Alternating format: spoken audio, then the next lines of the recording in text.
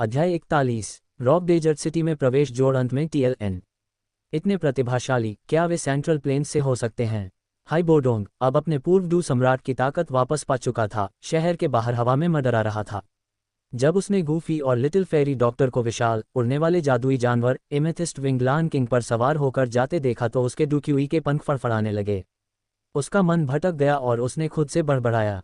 High बोडोंग ने विशाल जानवर को मैजिक बीस्ट माउंटेन रेंज के बाहरी क्षेत्रों के शासक के रूप में पहचाना। एक रैंक 6 जादुई जानवर एमेथिस्ट विंगलान किंग एक रैंक 6 जानवर मानवीय दृष्टि से डू सम्राट के बराबर था और एमेथिस्ट विंगलान किंग रैंक 5 के मध्य चरण में था, इसलिए हाई बोडोंग को भी उसका सामना करते समय सावधान रहना पड़ा। अब जबकि हाई बोडोंग की ताकत वापस आ गई थी और सील टूट गई थी, एक बार दुर्जय बर्फ सम्राट ने आखिरकार पूरी वापसी की थी। रानी मेडुसा द्वारा सील किए जाने के बाद उसने अपने दिन स्टोन डेजर्ट सिटी में एक छोटी सी दुकान चलाते हुए दयनीय ढंग से छुपकर बिताए थे। शायद इस बार हाई बोडोंग को गूफी का सामना करने का सौभाग्य मिला था, या शायद उसके द्वारा भारी कीमत पर जबरन वसूली करना दुर्भाग्य था। अतीत में घमंडी और विद्रोही बर्फ सम्राट ने गूफी से सीधे लड़ाई की होगी, लेकिन अब इतने सालों तक छिपने के बाद उसका अहंकार फीका पड़ गया था। इसके अलावा हालांकि हाई बोडोंग गूफेर की ताकत को पूरी तरह से समझ नहीं पाया था, लेकिन उसने उस दुबले पतले युवक के भीतर छिपी भयानक शक्ति को महसूस किया। अपनी ताकत में अचानक वृद्धि के बावजूद हाई बोडोंग के मन में गूफी को धोखा देने का कोई विचार नहीं था। उसे एहसास हुआ कि गूफी उससे कहीं अधिक शक्तिशाली थी। गूफी ने एक बार जो आभा छोड़ी थी वह है बोडोंग के सामने आई किसी भी चीज से कहीं अधिक शक्तिशाली थी, यहाँ तक कि रानी मेडुसा से भी अधिक। उसके अंतर्ज्ञान ने उसे बताया कि यह रहस्यमय युवक बेहद खतरनाक था। हाई बोडोंग को नक्शे के अवशेषों का सही उद्देश्य नहीं पता था जिसे गूफी ने उससे छीन लिया था, लेकिन वह जानता था कि वे जो रहस्य छिपा रहे थे वह महत्वपूर्ण था। आखिरकार वे अवशेष ही थे जिसकी वजह से रानी मेडुसा ने एक बार उसका शिकार किया था, जिससे उसकी सीलबंद शक्ति और दयनीय अस्तित्व की ओर अग्रसर हुआ। सांप लोगों की गर्वित और शक्तिशाली नेता रानी मेडुसा ने लगातार हाई बोडोंग का पीछा किया था, जिससे पता चला कि नक्शे के वे टुकड़े कितने मूल्यवान थे। मैं इतने लंबे समय से गायब हूँ, अब राजधानी लौटने और ये देखने का समय है कि मेरे पुराने दोस्त कैसे हैं। हाई बोडोंग ने आखिरकार अपनी तनावपूर्ण भौं को आराम देते हुए आह भरी। उसने गूफी और नक्शे के टुकड़ों के बारे में सोचना छोड़ देने का फैसला किया। इन मामलों ने उसका बहुत समय और ऊर्जा ले ली थी। अब जब गूफी ने उन्हें ले लिया था तो हाई बोडोंग को बहुत पहले से खोई हुई राहत महसूस हुई। इस तरह के खजाने की रखवाली करते हुए लगातार इस डर से कि रानी मेडुसा प्रकट होकर उसे मार डालेगी, थका देने वाला था। गूफी के हस्तक्षेप ने उस बोझ को हल्का कर दिया था। जाने से पहले है बोडोंग ने रेगिस्तान और मुख्य भूमि के किनारे बसे विशाल शहर पर एक आखिरी नज़र डाली। हवा में उड़ती पीली रेत और खुशमिजाज लोगों से भरी चहल पहल भरी सड़कें अलविदा कहने के लिए तैयार होते ही अचानक ज्यादा कीमती लगने लगीं। है बोडोंग ने अक्सर सोचा था कि वह स्टोन डेजर्ट सिटी में बूढ़ा हो सकता है, हमेशा डर में जी रहा होगा, लेकिन अब किसी ने उसे अपनी पुरानी जिंदगी में लौटने का मौका दिया था। एक हल्की आह और थोड़ी उदासी के साथ उसने उस जगह पर एक आखिरी नज़र डाली जिससे वह दशकों तक छिपने के दौरान जुड़ा हुआ था। पीछे देखे बिना है बोडोंग की आकृति धीरे धीरे गायब हो गई। उसे नहीं पता था कि वह कभी वापस आएगा या नहीं। पुरानी नक्शे की दुकान चुपचाप बंद हो गई और किसी को नहीं पता था कि बुजुर्ग दुकानदार कहाँ गया था। दुकान फिर कभी नहीं खुली। इस बीच जैसे जैसे शेर राजा गूफी और लिटिल फेरी डॉक्टर को रेगिस्तान में गहराई तक ले गया, आसपास की गर्मी और भी तीव्र हो गई। हालांकि एमेथिस्ट विंगलान किंग के चारों ओर सुरक्षात्मक ऊर्जा अवरोध के कारण लिटिल फेरी डॉक्टर को गर्मी का एहसास नहीं हुआ। वह शेर की चौड़ी पीठ पर बैठी नीचे के नज़ारे को निहार रही थी। विशाल रेगिस्तान उसके गृहनगर से बहुत अलग था और इसे कई बार देखने के बावजूद वह परिदृश्य को देखकर आश्चर्यचकित हो गई। रास्ते में उन्होंने नीचे विभिन्न सांस्कृतिक दृश्य देखे और यहाँ तक कि सांप लोगों से भी मिले, जिससे उनकी जिज्ञासा जागृत हुई। तो ये सांप लोग हैं भाई गूफी, ये काफी अनोखा लगता है कि वे अपनी सांप की पूंछ का उपयोग करके चलते हैं, उसने टिप्पणी की। उसकी आंखें मासूम जिज्ञासा से चौड़ी हो गईं। गूफेल ने बस मुस्कुराया, उसे मनुष्यों के लिए सांप लोगों की भयावह प्रकृति के बारे में नहीं बताया। एक बिंदु पर उसने जम्हाई ली और फिर से नीचे देखा। नीचे रेगिस्तान में सांप लोगों और मनुष्यों के बीच लड़ाई देखी। 1 दर्जन या उससे अधिक लंबे सांप लोगों ने 7 या 8 मनुष्यों के समूह को घेर लिया था। सांप लोगों की भव्य कदकाठी के कारण मनुष्य उनकी तुलना में दयनीय रूप से कमजोर लगते थे। गूफेई ने फिर समझाया कि ज्यादातर सांप लोगों में मनुष्यों के प्रति गहरी नफरत थी और वे अक्सर हिंसक होते थे। कई लोग देखते ही मनुष्यों को मार देते थे। अगर कुछ अप्रत्याशित नहीं हुआ तो ये मनुष्य इस घात में मारे जा सकते थे। सांप लोगों और जियामा साम्राज्य के मनुष्यों के बीच दुश्मनी बहुत गहरी थी। दोनों पक्ष एक दूसरे पर हमला करते थे। दृष्टि ये दुश्मनी समय के साथ बढ़ती गई, जिसमें कोई स्पष्ट सही या गलत नहीं था, और ये दोनों पक्षों के लिए एक त्रासदी थी। गूफी ने हस्तक्षेप करने का इरादा नहीं किया था, लेकिन नीचे का दृश्य देखकर लिटिल फेरी डॉक्टर ने उससे मदद करने की विनती की। भाई गूफी, कृपया उनकी मदद करें, उसने नर्म, विनती भरे लहजे में कहा। उसकी आंखें करुणा से भर गईं क्योंकि उसने देखा कि मनुष्यों के बीच एक महिला एक बच्चे को पकड़े हुए थी। ठीक है, गूफी ने लिटिल फेरी डॉक्टर की ओर देखते हुए जवाब दिया। उसकी चिंतित अभिव्यक्ति ने उसे उसके दयालु स्वभाव की याद दिला दी। जब वह उसकी मदद मांग रही थी तो वह कैसे मना कर सकता था। उसने तुरंत शेर राजा को घटनास्थल की ओर उड़ने का आदेश दिया। विशाल जानवर के आने के दृश्य ने दोनों पक्षों को डर से तितर-बितर कर दिया, जिससे मनुष्यों को भागने का मौका मिल गया। सिर्फ आधे दिन में शेर राजा रॉक डेजर्ट सिटी के बाहरी इलाके में पहुंच गया, जो जिया मा साम्राज्य की सीमा के सबसे नज़दीकी शहर था। गूफेस एक पल के लिए रुक गया। उसे याद आया कि किंगलिन, आधी इंसान और आधी सांप के खून वाली लड़की, इस शहर में रहती थी। अपने दयालु स्वभाव के बावजूद किंगलिन ने जीवन भर भेदभाव और दुर्व्यवहार सहा था। उसकी असाधारण प्रतिभा कभी पूरी तरह से सामने नहीं आई। गूफी के मन में एक विचार आया। वह किंगलिन को अपने संरक्षण में लेना चाहता था और उसे जल्दी प्रशिक्षित करना चाहता था। शायद पर्याप्त शक्ति के साथ जो लोग उसे नीचा देखते थे और उसका अपमान करते थे, वे अब ऐसा करने की हिम्मत नहीं करेंगे, जिससे उसे बेबुनियाद तिरस्कार और अपमान के बजाय वह निष्पक्षता और सम्मान प्राप्त हो सके जिसकी वह हकदार थी। आखिरकार किंगलिन मूल कहानी में एक महत्वपूर्ण पात्र थी, जिसमें बहुत संभावनाएं थीं। उसे अपने पास रखना गूफेल के लिए भावनाओं और शक्ति को इकट्ठा करने की उसकी यात्रा में भी फायदेमंद हो सकता है। TLN मूल उपन्यास में जिस शहर में हान बोडोंग छिपा हुआ है, उसे बस डेजर्ट सिटी कहा जाता है। मुझे लगा कि इसे स्टोन डेजर्ट सिटी नाम देने से ये कम भ्रमित करने वाला हो सकता है, लेकिन जाहिर तौर पर मैंने खुद को पैर में गोली मार ली। TDR, वे स्टोन डेजर्ट सिटी से रॉक डेजर्ट सिटी की यात्रा कर रहे हैं। अध्याय 42। क्या आप अस्वस्थ महसूस कर रहे हैं? इस बार लिटिल फेरी डॉक्टर के बोलने का इंतजार किए बिना गूफी ने एमेथिस्ट विंगलान किंग को सीधे शहर में उड़ने नहीं दिया, ताकि पहले की तरह दहशत न फैले। इसके बजाय वे शहर से कुछ मील बाहर रुक गए और शेर राजा को कहीं बाहर इंतजार करने दिया। गूफी और लिटिल फेरी डॉक्टर चुपचाप शहर में दाखिल हुए। रॉक डेजर्ट सिटी में दाखिल होने पर गूफी लिटिल फेरी डॉक्टर को एक सराय में ले गए। रेगिस्तान पीली रेत से भरा हुआ था, जिससे बिना कुछ अंदर लिए सांस लेना मुश्किल हो रहा था। हालांकि ज्यादातर शहरों में हवा को फिल्टर करने के लिए व्यवस्थाएं थीं, लेकिन वे अक्सर अपर्याप्त थीं। गूफी और लिटिल फेरी डॉक्टर ऊपर से उड़कर आए थे, जहां उनके सुरक्षात्मक अवरोध की वजह से स्थिति थोड़ी बेहतर थी। हालांकि शहर के बाहर से अंदर की ओर चलते हुए वे दोनों हवा से उड़ी रेत में ढक गए। लिटिल फेरी डॉक्टर ने अपनी अब गंदी हो चुकी सफ़ेद पोशाक को देखा, लगभग आंसू में डूबी हुई। कुछ पीली रेत उसके चेहरे पर भी जम गई थी। जब गूफी ने देखा तो वह खुद को हंसने से रोक नहीं पाया। हालांकि तेज कानों वाली लिटिल फेरी डॉक्टर ने उसे पकड़ लिया और अपनी बड़ी आंखों से उसे घूरने लगी। क्या तुम सिर्फ मुझ पर हंस रहे थे? लिटिल फेरी डॉक्टर को संदेह हुआ। भावनात्मक मूल्य जोड़ 100। गूफी ने जल्दी से अपना गला साफ किया और गंभीरता से अपना सिर हिलाया। जैसे ही लिटिल फेरी डॉक्टर अपना आपा खोने वाली थी, गूफी ने जल्दी से बात की। चलो पहले नहाने के लिए कोई जगह ढूंढते हैं और बाद में मैं तुम्हें कपड़ों की खरीदारी के लिए ले जाऊंगी। ठीक है। लिटिल फेरी डॉक्टर की आंखें चमक उठीं, उसका ध्यान दूसरी ओर चला गया। लिटिल फेरी डॉक्टर उत्साहित महसूस करती है। भावनात्मक मूल्य जोड़ 100। सच में गूफी, बेहतर होगा कि तुम मुझसे झूठ न बोलो। मैंने रास्ते में बहुत सारी दुकानें देखीं जिनमें सुंदर कपड़े प्रदर्शित थे। गूफी ने हंसते हुए उसके रोएदार सिर को थपथपाया। ठीक है, ठीक है, बाद में तुम मेरे सारे पैसे कपड़े खरीदने में खर्च कर सकती हो। छोटी परी डॉक्टर उत्साहित महसूस करती है। भावनात्मक मूल्य जोड़ 100। हालांकि छोटी परी डॉक्टर आमतौर पर शांत दिखती थी, फिर भी वह एक छोटी लड़की थी जो सुंदर कपड़ों के आकर्षण का विरोध नहीं कर सकती थी। वह बिना किसी शिकायत के किंगशान टाउन से रॉक डेजर्ट सिटी तक गूफी के साथ गई थी। स्वाभाविक रूप से गूफी उसके साथ अच्छा व्यवहार करना चाहता था। छोटी परी डॉक्टर खुशी खुशी सहमत हो गई और नहाने के लिए चली गई। हालांकि गूफी पर कोई गंदगी नहीं थी, फिर भी उसने थोड़ा असहज महसूस करते हुए नहाने का फैसला किया। जब वे दोनों समाप्त हो गए और साफ हो गए, तो छोटी परी डॉक्टर ने एक और लंबी पोशाक पहन ली और सड़क पर सबसे पहले बाहर निकली। गूफी उसके पीछे पीछे चला गया। मुस्कुराते हुए उसने अपने आगे चल रही जीवंत लड़की को देखा।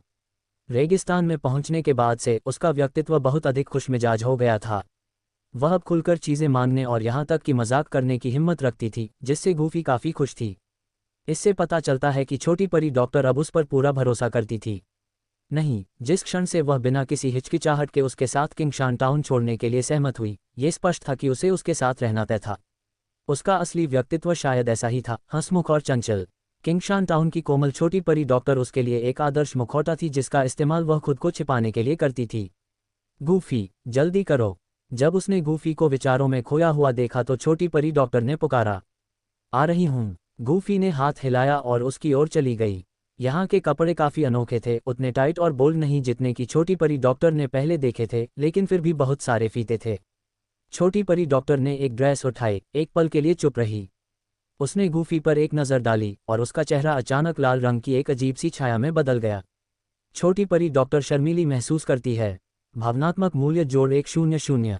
गूफी, जो पास में बैठी थी और उसके कपड़े चुनने का इंतजार कर रही थी, उसने सिस्टम नोटिफिकेशन सुना और भ्रम में देखने लगी। उसने देखा कि वह खुद ही मुस्कुरा रही थी, लेकिन उसका चेहरा चमकीला लाल था। तुम्हारा चेहरा इतना लाल क्यों है? क्या तुम अस्वस्थ महसूस कर रही हो? गूफी ने चिंता से पूछा और वह उसके पास गया। छोटी परी डॉक्टर घबराई हुई और शर्मीली महसूस कर रही है। भावनात्मक मूल्य जोड़ 100। छोटी परी डॉक्टर चौंक गई, उसके कान लाल हो गए और उसकी आंखें इधर उधर घूमने लगीं। कुछ नहीं, कुछ नहीं। गूफी ने अपना सिर हिलाया, उसने जो कपड़े चुने थे उन्हें उठाया और पैसे देने चला गया। जब वह पीछे मुड़ा तो उसने छोटी परी डॉक्टर को अपनी आंखों में सितारों के साथ देखा। छोटी परी डॉक्टर खुश महसूस कर रही है। भावनात्मक मूल्य जोड़ 100। गूफी, तुम सबसे अच्छी हो। किंगशान टाउन में वापस आकर पड़ोस की बहन ने मुझे बताया कि जो आदमी किसी औरत पर पैसा खर्च करता है वह अच्छा आदमी होता है। गूफी ने आह भरी, अपना माथा रगड़ते हुए वह बातूनी लड़की को वापस सराय में ले गया। अगले दिन गूफी ने किंग लिन को खोजने का फैसला किया। वह हमेशा मुश्किल हालात में रही थी। जितनी जल्दी वह उसे ढूंढ लेगा उतनी जल्दी वह उसे इससे बाहर निकलने में मदद कर सकेगा। हालांकि गूफी खुद को एक अच्छा इंसान नहीं मानता था, लेकिन मूल कहानी में किंग लिन का जीवन आदर्श से बहुत दूर था। चूंकि वह उसे भावनात्मक मूल्य भी प्रदान कर सकती थी, इसलिए उसने उसे जल्दी से जल्दी खोजने का फैसला किया। छोटी परी डॉक्टर, कल मैंने इस शहर में एक बहुत शक्तिशाली शरीर देखा और एक शिष्य लेने के बारे में सोचा। छोटी परी डॉक्टर उलझन में है। भावनात्मक मूल्य जोड़ 100। छोटी परी डॉक्टर हैरान दिखी, उसने खुद से सोचा, अगर गूफी एक शिष्य लेती है तो क्या इसका मतलब यह नहीं होगा कि कोई और हमारे साथ होगा? छोटी परी डॉक्टर, एक बार जब मैं उस व्यक्ति को ढूंढ लूंगी तो मैं तुम्हें साथ ले जाऊंगी, लेकिन अभी के लिए कमरे में रहो और कहीं मत जाओ, ठीक है? गूफेल ने निर्देश दिया। गूफी मेरे बारे में बहुत चिंतित लग रहा है। उसकी आवाज़ में चिंता सुनकर छोटी परी डॉक्टर दंग रह गई। छोटी परी डॉक्टर को बहुत अच्छा लगा। भावनात्मक मूल्य जोड़ 100। गूफी ने उम्मीद नहीं की थी कि उसके अनौपचारिक शब्दों का उस पर इतना बड़ा प्रभाव पड़ेगा। छोटी परी डॉक्टर ने भी उम्मीद नहीं की थी कि उसका दिल तेजी से धड़कने लगेगा। ठीक नहीं, मैं देखना चाहती हूँ कि गूफी किसे अपना शिष्य बनाना चाहती है, उसने मुस्कुराते हुए कहा। उसके होंठ एक सुंदर मुस्कान में बदल गए। यह मुस्कान आधी रात को खिलने वाले दुर्लभ फूल से भी अधिक सुंदर थी। गूफी ये देखकर क्षण भर के लिए स्तब्ध रह गया। उसने जल्दी से अपना गला साफ किया और विषय बदल दिया। लिटिल फेरी डॉक्टर खुश महसूस करता है। भावनात्मक मूल्य जोड़ 100। गूफेल की दुर्लभ घबराहट भरी अभिव्यक्ति को देखकर लिटिल फेरी डॉक्टर की मुस्कान और गहरी हो गई। ठीक है, चलो फिर साथ चलते हैं। इसके साथ गूफेई ने सिर हिलाया और लिटिल फेरी डॉक्टर को शहर के ऊपर उड़ान भरने के लिए ले गया। वह हवा में सहजता से चला गया जैसे कि यह ठोस जमीन हो, आकाश में स्वतंत्र रूप से उड़ रहा हो। गूफेई की ताकत को देखते हुए शहर में लगभग कोई भी उसकी उपस्थिति या आभा को महसूस नहीं कर सकता था। जब तक वे उसे अपनी आंखों से नहीं देखते, वे कभी नहीं जान पाते कि वह वहां है। शहर के एक कोने में एक बड़ी संपत्ति थी, रॉक डेजर्ट में डेजर्ट मेटल मर्सिनरी ग्रुप का मुख्यालय शहर। गूफी को याद आया कि इस समूह के दो युवा नेता जियाओ यान के बड़े भाई जियाओ डिंग और जियाओ ली थे। अध्याय 43, युवा गुरु, क्या मैं? डेजर्ट मेटल मर्सिनरी कंपनी के प्रशिक्षण मैदान में एक दर्जन भाड़े के सैनिक कतार में खड़े थे। उनके सामने दो युवा खड़े थे। एक ने सफ़ेद कपड़े पहने थे और शांत दिख रहा था, जबकि दूसरे के चेहरे पर भयंकर भाव थे। ये दोनों जियाओ यान के बड़े भाई जियाओ डिंग और जियाओ ली थे, जो भाड़े के सैनिकों को युद्ध तकनीक सिखा रहे थे। इस बीच डेजर्ट मेटल मर्सिनरी कंपनी के पिछवाड़े में हरे रंग के कपड़े पहने एक दुबली पतली लड़की, जिसके आधे चेहरे पर हरे बालों की एक चोटी थी, भीड़ के बीच अपना सिर नीचे करके चल रही थी। वह बहुत छोटी लग रही थी, शायद 14 साल की भी नहीं। उसकी पन्ना हरी आंखें शांत थीं, फिर भी एक अवर्णनीय आकर्षण रखती थीं, जैसे कि एक सांप की ठंडी आंखें जो एक नज़र से दूसरों को आकर्षित करने में सक्षम थीं। लड़की का रूप नाजुक और छोटा था, लेकिन उसने भीड़ में कभी अपना सिर नहीं उठाया। वह जहां भी जाती, हर कोई, चाहे वह भाड़े के सैनिक हो या समूह द्वारा नियुक्त नौकर, उसे तिरस्कार से देखता। वह अपना सिर नीचे करके चल रही थी और गलती से एक लंबे आदमी से टकरा गई। क्या तुम अंधे हो? तुम परेशान करने वाली चीज हो। तुम्हें देखना सिर्फ बदकिस्मती है। उस आदमी ने, नाराज होकर, जैसे ही हरी चोटी और विदेशी हरी पोशाक देखी, पलटकर कोसना शुरू कर दिया। इस खुलेआम द्वेष का सामना करने वाली लड़की डरपोक थी और कभी भी वापस लड़ने की हिम्मत नहीं कर पाए। वह केवल एकांत जगह में छिपने, नीचे झुकने, अपने सिर को अपने घुटनों में दबाने और चुपचाप रोने की हिम्मत कर पाए। छोटी लड़की, क्या तुम अब से नीची नज़र से देखना बंद करना चाहती हो? अचानक किंगलिन के कान में एक आवाज़ गूंजी। ये गूफी थी, जो चुपचाप डेजर्ट मेटल मर्सिनरी कंपनी में घुस गई थी। किंगलिन अपनी शांत सिसकियों को रोक नहीं पाए, लेकिन उसने आवाज़ सुनते ही अपनी सांस रोक ली। किंगलिन को आश्चर्य हुआ। भावना मूल्य जोड़ 70। उसने जल्दी से ऊपर देखा और एक भाई और बहन की जोड़ी को देखा जो उससे कुछ साल बड़ी थी। ये दोनों स्वाभाविक रूप से गू फेल और जियाओ यी जियान थे, जो आए थे डेजर्ट मेटल मर्सिनरी कंपनी। वे दोनों अपनी उपस्थिति छिपाए हुए थे और आसमान से देख रहे थे, किंगलिन के साथ हुए अनुचित व्यवहार को देख रहे थे। हालांकि किंगलिन को मर्सिनरी कंपनी में रहने के लिए जगह मिल गई थी, फिर भी उसे बेवजह भेदभाव और मौखिक दुर्व्यवहार का सामना करना पड़ा। जियाओ यी जियान विशेष रूप से सहानुभूति की लहर महसूस कर रही थी। उसने पीछे से देखा था और कई बार हस्तक्षेप करने के लिए लगभग दौड़ पड़ी थी। जियाओ यी जियान को गुस्सा और दिल का दर्द महसूस होता है। भावना मूल्य जोड़ 100। जियाओ यी जियान की भावनाओं को नोटिस करने के बाद गूफी ने उसे किंगलिन की पृष्ठभूमि के बारे में बताया। जियाओ यी जियान ने पहले सुना था कि टाइगर रेगिस्तान के पास सर्प लोगों द्वारा मानव महिलाओं का कभी कभार उल्लंघन किए जाने के मामले होते थे। आमतौर पर ऐसे मुठभेड़ों से गर्भधारण नहीं होता। हालांकि कुछ दुर्लभ अपवाद हैं जहां एक महिला गर्भधारण कर सकती है और बच्चे को जन्म दे सकती है। किंगलिन ऐसे मिलन से पैदा हुआ बच्चा था जो सर्प लोगों का खून ले रहा था। सर्प लोग और मनुष्य स्वाभाविक रूप से एक दूसरे के प्रति शत्रुतापूर्ण होते हैं। किंगलिन जैसे लोग, जिनमें मानव और सर्प दोनों का खून होता है, दोनों जातियों द्वारा शापित माने जाते हैं। हालांकि उसे डेजर्ट मेटल मर्सिनरी कंपनी में शरण मिली थी और वह रसद के लिए जिम्मेदार नौकरानी के रूप में काम करती थी, फिर भी उसे भाड़े के सैनिकों से लगभग सार्वभौमिक तिरस्कार का सामना करना पड़ा। रेगिस्तान के किनारे पर भाड़े के सैनिकों ने सर्प लोगों के खिलाफ गहरी दुश्मनी रखी। हालांकि किंगलिन दयनीय थी, लेकिन वे उसके भीतर सर्प के खून के कारण घृणा महसूस करने से खुद को रोक नहीं पाए। किंगलिन, जिसमें मानव और सर्प दोनों का खून था, दोनों पक्षों से भेदभाव और घृणा का दंश झेल रही थी। वह पूरी तरह से निर्दोष थी, उसने कोई गलत काम नहीं किया था। किंगलिन भ्रमित महसूस करती है। भावना मूल्य जोड़ 70। किंगलिन ने गूफी और जियाओ यी जियान को उलझन में देखा। इस समय गूफी बीच हवा में तैर रहा था, उसके पैर जमीन को नहीं छू रहे थे। ये युवक स्पष्ट रूप से शक्तिशाली था, शायद रॉक डेजर्ट सिटी का सबसे मजबूत व्यक्ति। किंगलिन हिचकिचाती है। भावना मूल्य जोड़ 70। वह एक पल के लिए झिझकी, फिर थोड़ा सिर हिलाया, हालांकि उसकी आंखों में अभी भी डर का निशान था।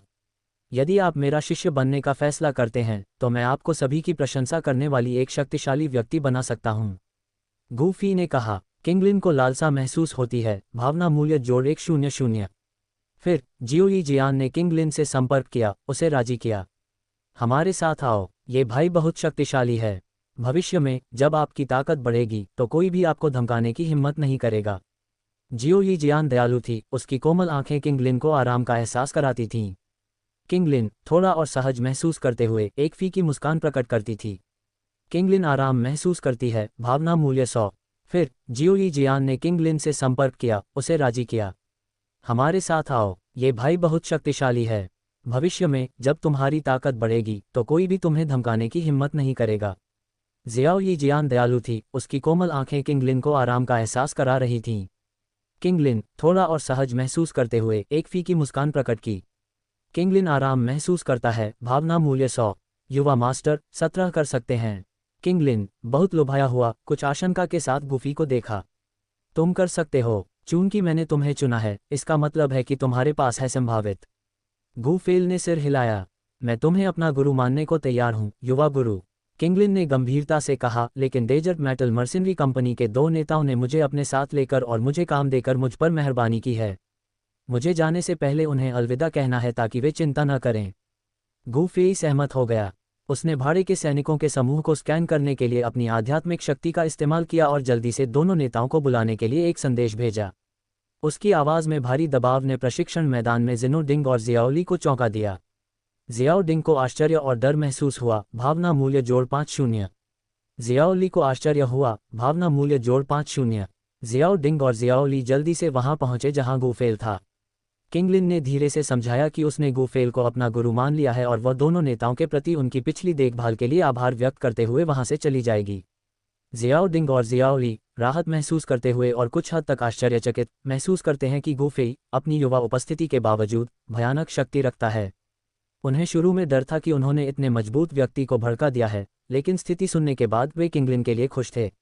जियाओ डिंग खुश महसूस करता है, भावना मूल्य जोड़ 5-0। जियाओली खुश महसूस करता है, भावना मूल्य जोड़ 5-0। किंगलिन की आपकी देखभाल के लिए आभार में ये 2 गोलियां लें। वे आपकी साधना को लाभ पहुंचाएंगी और कई छिपी हुई चोटों को ठीक करेंगी। गूफी ने उन्हें डू मास्टर की साधना के लिए फायदेमंद 2 गोलियां दीं। इससे पहले कि वे प्रतिक्रिया कर पाते, वह किंगलिन और जियाओली जियान के साथ चला गया। जियाओ डिंग और जियाओली ने एक दूसरे को देखा, उनकी आंखें कृतज्ञता से भर गईं। धन्यवाद वरिष्ठ। जियाओ डिंग आभारी महसूस करता है, भावना मूल्य जोड़ 5-0। जियाओली आभारी महसूस करता है, भावना मूल्य जोड़ 5-0। अध्याय 44 काया को जागृत करना, छोटी परी डॉक्टर का विस्मय। सराय में लौटने के बाद छोटी परी डॉक्टर और किंगलिन ने एक कमरा साझा किया। हालांकि किंगलिन एक युवा लड़की थी जिसकी शक्ल बहुत अच्छी थी, फिर भी वह अपनी उम्र के कारण कई चीज़ों के बारे में काफ़ी भोली थी। छोटी परी डॉक्टर को गूफी के आसपास अन्य महिलाओं के होने से जलन महसूस नहीं हुई। इसके अलावा गूफी बस एक शिष्य बन रही थी और किंगलिन की पृष्ठभूमि दयनीय थी। किंगलिन, देखो कि क्या तुम्हें इनमें से कोई पसंद है। नहा लो और एक पहन लो, छोटी परी डॉक्टर ने कहा। उसने कई नए कपड़े रखे जो उसने अभी अभी खरीदे थे, जो किंगलिन को फिट आएंगे।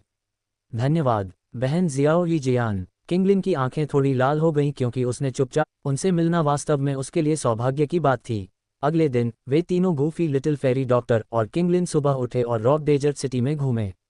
पहले तो किंगलिन थोड़ा आरक्षित था क्योंकि गूफी और लिटिल फेरी डॉक्टर की आभा भाड़े के समूह के लोगों से बिल्कुल अलग थी। विशेष रूप से गूफी, जो केवल एक सुंदर दिखने के साथ एक नज़र में काफ़ी साधारण लग रहा था, लेकिन उसका डूक्यू विशेष रूप से तीव्र नहीं था। फिर भी किंगलिन ने उसके प्रति श्रद्धा की भावना महसूस की, यह मानते हुए कि वह अब तक का सबसे शक्तिशाली व्यक्ति था। छोटी परी डॉक्टर ने रास्ते में उसके साथ बातचीत की, उसे आराम करने और खुद को बाहरी व्यक्ति के रूप में न देखने के लिए प्रोत्साहित किया।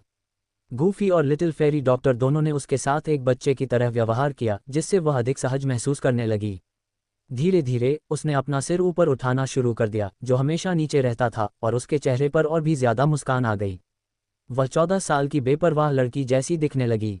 हालांकि जब कभी कभार वह उनसे नजरें मिलाती तो किंगलिन की आंखों में आत्मसंदेह की एक झलक उभर आती और वह जल्दी से नजरें फेर लेती। वह नहीं चाहती थी कि वे उसकी ठंडी, हरी, सांप जैसी आंखें देखें।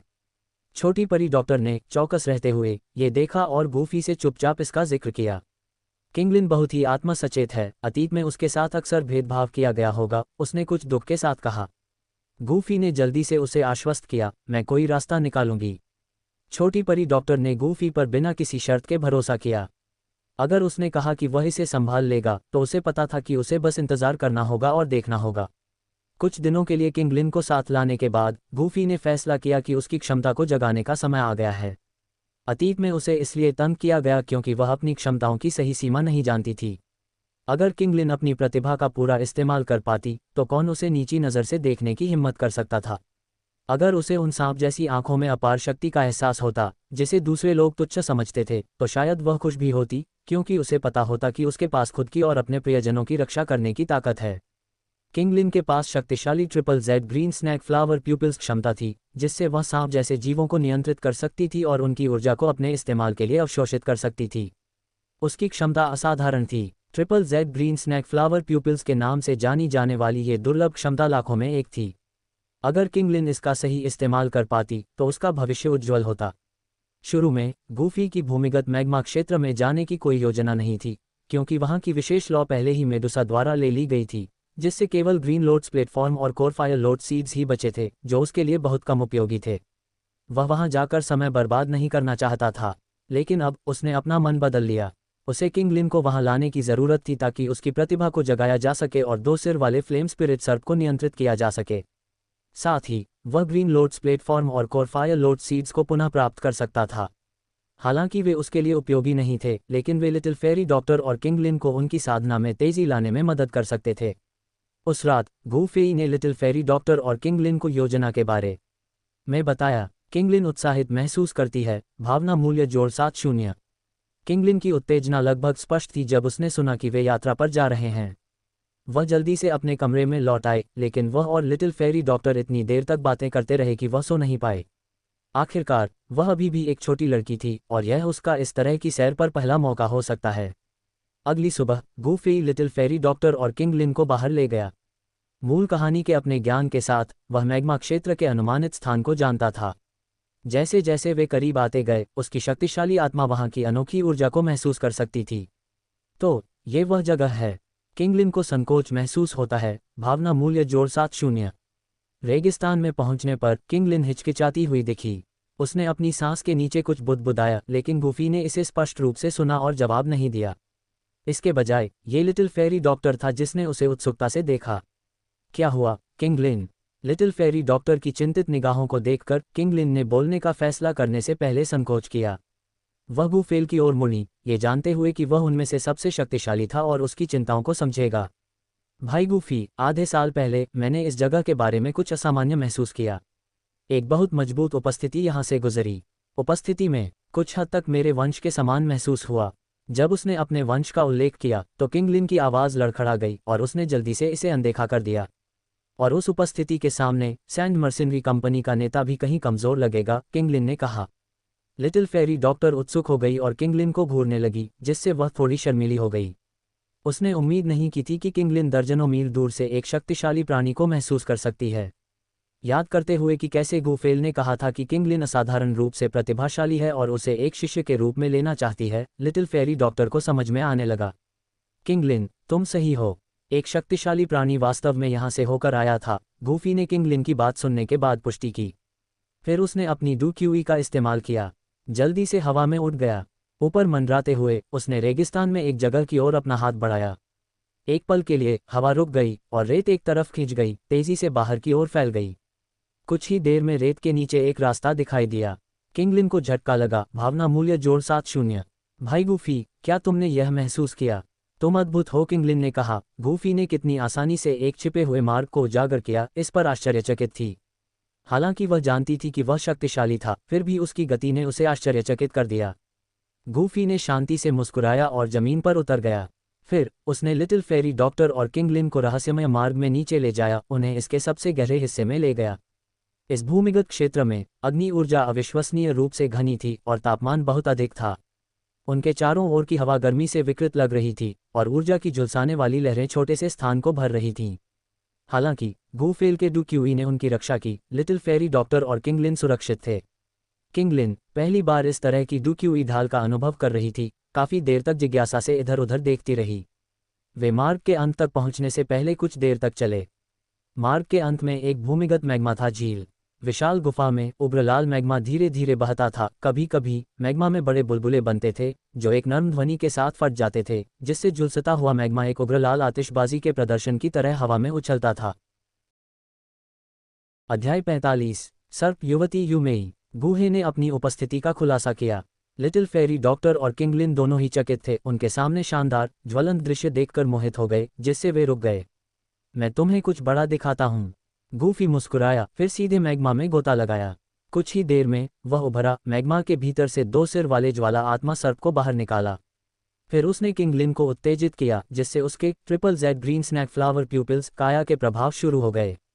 ओह माय गॉड, किंग लिन, तुम वास्तव में एक चौथे दर्जे के जादुई जानवर को वश में कर सकती हो। किंग लिन को 2 सिर वाले फ्लेम स्पिरिट सर्प को सफलतापूर्वक वश में करते देख लिटिल फेरी डॉक्टर को उसके लिए वास्तव में खुशी महसूस हुई। इसके बाद गूफी ने उन्हें ZZZ green snake flower pupils काया के बारे में संक्षेप में बताया। ये भयानक दिखने वाला, चालाक और धोखेबाज 2 सिर वाला फ्लेम स्पिरिट सर्प किंग लिन द्वारा वश में किए जाने के बाद बिना हिले डुले चुपचाप अपनी जगह पर खड़ा रहा, जिससे किंग लिन को लगा कि वह कुछ हद तक आज्ञाकारी है। उसके चेहरे पर एक हल्की मुस्कान दिखाई दी। उस सरल मुस्कान में अपनी खुद की वंशावली और सांप जैसी आंखों के प्रति स्वीकृति की भावना थी, साथ ही लिटिल फेरी डॉक्टर और गूफी के प्रति कृतज्ञता भी थी। किंग लिन आभारी महसूस करती है। भावना मूल्य जोड़ 70। गूफी ने उसे सावधानी से देखा, ये देखते हुए कि उसने अपने सभी बोझ कैसे उतार दिए। उसका चेहरा एक सुकून भरी मुस्कान, जिससे वह भी काफी खुश महसूस कर रहा था। फिर किंगलिन ने 2 सिर वाले ज्वाला आत्मा सर्प को रास्ता दिखाने का आदेश दिया। गूफी आसानी से उस स्थान पर पहुंच गया जहां ग्रीन लोड्स कोर फ्लेम का जन्म हुआ था। उसने बिना किसी प्रयास के ग्रीन लोड्स प्लेटफॉर्म और कोर फायर लोड सीड्स को पुनः प्राप्त किया और उन सभी को अपने स्टोरेज रिंग में संग्रहित किया। भाई गूफी, क्या आपको इस बार स्वर्गीय ज्वाला मिली? लिटिल फेरी डॉक्टर ने उम्मीद से पूछा, क्योंकि उसने गूफी को वापस आते देखा। नहीं, मुझे नहीं मिली। गूफी ने अपना सिर हिलाया और एक रंगीन तराजू निकाला और कहा, यह तराजू रानी मेडुसा द्वारा पीछे छोड़ दिया गया था। ऐसा लगता है कि यहाँ स्वर्गीय ज्वाला पहले से ही उसके द्वारा ली गई थी। ऐसा लगता है कि हमें स्नैक पीपल जनजाति का दौरा करना होगा। ओह, यह थोड़ा निराशाजनक है। लिटिल फेरी डॉक्टर को थोड़ा अफसोस हुआ, ये जानते हुए कि गूफी विशेष रूप से स्वर्गीय ज्वाला की खोज करने के लिए यहाँ आई थी। किंगलिन को यह भी समझ में आ गया कि शायद आधे साल पहले उसने जिस शक्तिशाली उपस्थिति को महसूस किया था, वह वास्तव में रानी मेडुसा थी। इसके बाद वे तीनों रॉक डेजर्ट सिटी में सराय में लौट आए। ताज़ा होने के बाद गूफेल ने लिटिल फेरी डॉक्टर और किंगलिन के साझा कमरे के दरवाजे पर दस्तक दी। गंभीर भाव से गूफेई ने किंगलिन को थोड़ा परेशान कर दिया। किंगलिन, चूंकि तुम्हारे पास इतना शक्तिशाली शरीर है, इसलिए तुम साधना के लिए एक बेहतरीन उम्मीदवार हो। अब से मैं तुम्हें साधना करना सिखाऊंगी, गूफेल ने गंभीरता से कहा। हाँ, किंगलिन ने गंभीरता से सिर हिलाया, उसका दिल कृतज्ञता और खुशी से भरा हुआ था। अब उसके पास भाई गूफेई और बहन लिटिल फेरी डॉक्टर की रक्षा करने की ताकत होगी। गूफेल द्वारा किंगलिन को पढ़ाना समाप्त करने के बाद लिटिल फेरी डॉक्टर ने आखिरकार बात की, कुछ ऐसा साझा किया जिसके बारे में वह लंबे समय से सोच रही थी। किंगलिन, मेरे पास वास्तव में एक विशेष काया भी है, जिससे अधिकांश लोग डरते हैं और घृणा करते हैं। इसे शोकपूर्ण विष शरीर कहा जाता है। उसने विस्तार से बताया कि शोकपूर्ण विष शरीर उसके आसपास के लोगों के लिए क्या खतरा पैदा करता है और इसके भयानक छिपे हुए खतरे क्या हैं। छोटी परी डॉक्टर को यकीन नहीं था कि वह किंगलिन को दिलासा दे रही थी या केवल उन गहरे डर को व्यक्त कर रही थी जिसे उसने इतने लंबे समय तक छिपा कर रखा था। वह डरी हुई थी कि एक दिन उसके आसपास के सभी लोग उससे नफरत करने लगेंगे और अंततः वह अपने ही शोकपूर्ण विष शरीर द्वारा मार दी जाएगी। लेकिन किंगलिन को देखकर छोटी परी डॉक्टर को राहत का एहसास हुआ। किंगलिन को आखिरकार छोटी परी डॉक्टर के शोकपूर्ण विष शरीर के बारे में पता चला। कोई आश्चर्य नहीं कि छोटी परी डॉक्टर हमेशा उसके साथ शारीरिक संपर्क से बचती थी। कभी कभी जब छोटी परी डॉक्टर उसके स्पर्श को धीरे से टालती थी तो किंगलिन को दुख होता था, ये सोचकर कि क्या छोटी परी डॉक्टर उसे नापसंद करने लगी है। उसे शोकपूर्ण विष शरीर के खतरों के बारे में जानकर किंगलिन को उसकी चिंता होने लगी। इस समय गूफेल अचानक बोल पड़ा, चिंता मत करो, मेरे पास लिटिल फेरी डॉक्टर की समस्या को हल करने का एक तरीका है। हालांकि इसके लिए बहुत सारी सामग्रियों की आवश्यकता होगी। एक बार जब हम स्वर्गीय ज्वाला को पा लेंगे तो मैं उन सामग्रियों की खोज करूंगा और इसे जल्द से जल्द हल करने की कोशिश करूंगा।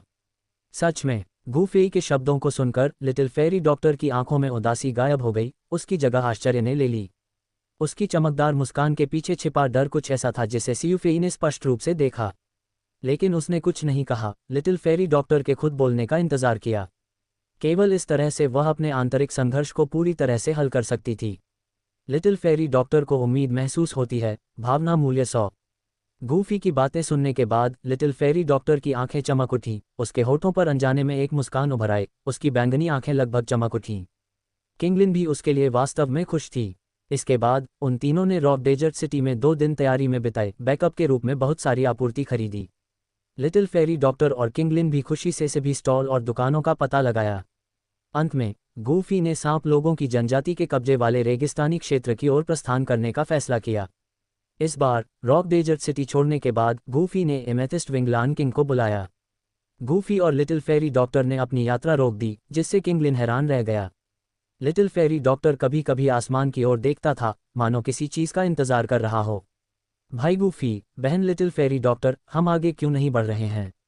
लिटिल फेरी डॉक्टर रहस्यमय तरीके से मुस्कुराया। आप जल्द ही देखेंगे। फिर दूरी में एक विशाल उड़ने वाला जादुई जानवर आकाश में उनकी ओर तेजी से बढ़ा, जिससे किंगलिन दंग रह गया। वह विशालकाय प्राणी धीरे धीरे नीचे उतरने से पहले कुछ बार उनके ऊपर चक्कर लगाता है, अंततः जमीन पर मजबूती से उतरता है। किंगलिन को झटका लगता है, भावना मूल्य जोड़ 70। किंगलिन, ये भाई गूफी का उड़ने वाला जादुई जानवर है। क्या ये प्रभावशाली नहीं है? लिटिल फेरी डॉक्टर ने मुस्कुराते हुए समझाया। किंगलिन को झटका लगा, भावना मूल्य जोड़ 70। छोटी लड़की को अचंभित देखकर गूफी मुस्कुराए बिना नहीं रह सका।